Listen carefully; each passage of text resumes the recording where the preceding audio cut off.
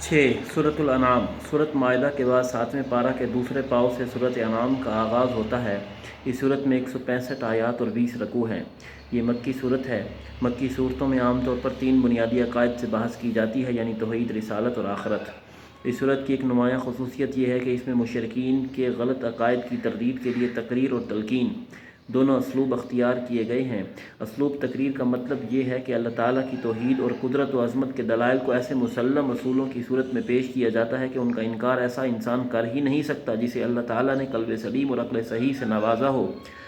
آپ اس صورت کا مطالعہ فرمائیں تو آپ کو وقفے وقفے سے ایسی آیات ملیں گی جن میں ارض و سما میں اللہ کے موجود ہونے، بندوں پر اس کے غلبے اور ظاہر و باطن کا عالم ہونے کا یوں ذکر کیا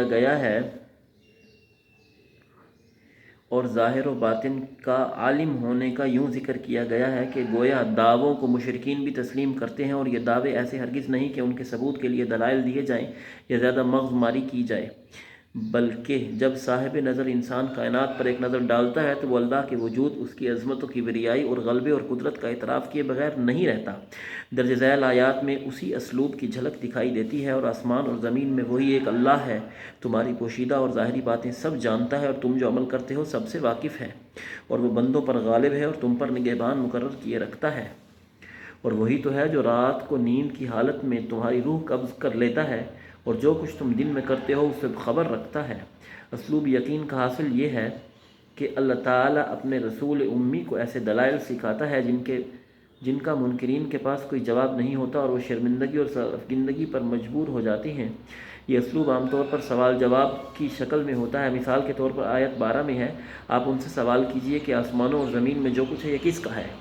ظاہر ہے کہ دل سے تو مشرکین بھی تسلیم کرتے ہیں کہ سب کچھ اللہ ہی کا ہے، لیکن زبان سے اعتراف کرنے میں انہیں حجاب ہوتا تھا، اس لیے فرمایا گیا کہ آپ خود ہی جواب دیجئے کہ سب کچھ اللہ ہی کا ہے۔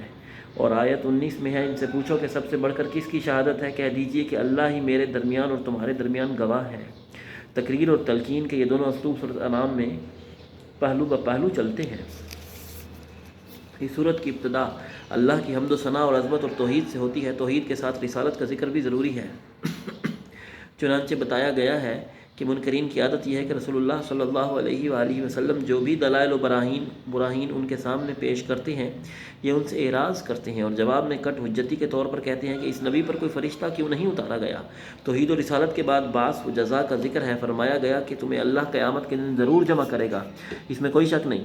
یہ تینوں مضامین سورۃ انعام میں عدل بدل کر تلقین اور تقریر کے اسلوب سے چلتے جاتے ہیں، یہاں تک کہ بات ابی الانبیاء حضرت ابراہیم علیہ السلام تک جا پہنچتی ہے۔ اس میں کوئی شک ہی نہیں کہ حضرت خلیل علیہ السلام شرک میں ڈوبی ہوئی دنیا میں روشن مینار تھے۔